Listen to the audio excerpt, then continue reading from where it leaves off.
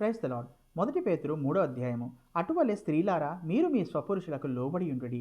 అందువలన వారిలో ఎవరైనను వాక్యమునకు అవిధేయులైతే వారు భయముతో కూడిన మీ పవిత్ర ప్రవర్తన చూచి వాక్యము లేకుండానే తమ భార్యల నడవడి వలన రాబట్టబట్టవచ్చును.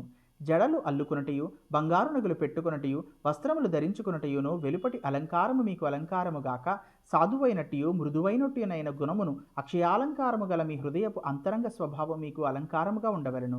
అది దేవుని దృష్టికి మిగుల విలువగలది. అటువలే పూర్వము దేవుని ఆశ్రయించిన పరిశుద్ధ స్త్రీలను తమ స్వపురుషులకు లోబడి ఉండుట చేత తమ్మును తాము అలంకరించుకొనిరి. ఆ ప్రకారము సారా అబ్రహాముని యజమానుడని పిలుచుచు అతనికి లోబడి ఉండెను. మీరును యోగ్యముగా నడుచుకొనుచు ఏ భయమునకు బెదరకయున్న ఎడల ఆమెకు పిల్లలగుదురు. అటువలని పురుషులారా, జీవమను కృపావరములో మీ భార్యలు మీతో పాలివారి ఉన్నారని ఎరిగి ఎక్కువ బలహీనమైన ఘటమని భార్యను సన్మానించి మీ ప్రార్థనలకు అభ్యంతరము కలగకుండునట్లు జ్ఞానము చొప్పున వారితో కాపురము చేయుడి.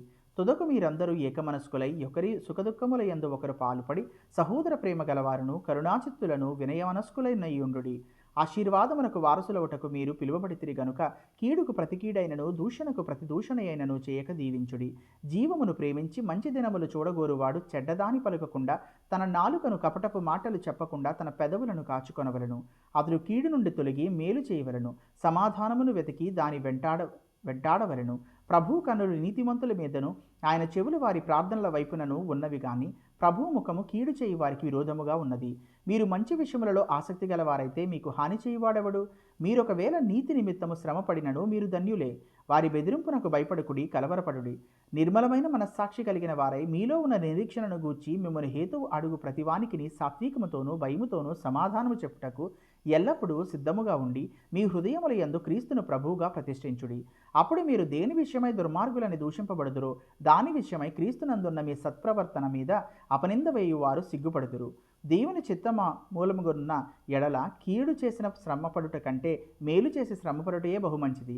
ఏలయనగా మనలను దేవుని యొద్దకు తెచ్చుటకు అనీతిమంతుల కొరకు నీతిమంతుడైన క్రీస్తు శరీర విషయములో చంపబడి ఆత్మ విషయములో బ్రతికింపబడి పాపముల విషయంలో ఒక్కసారి శ్రమపడెను.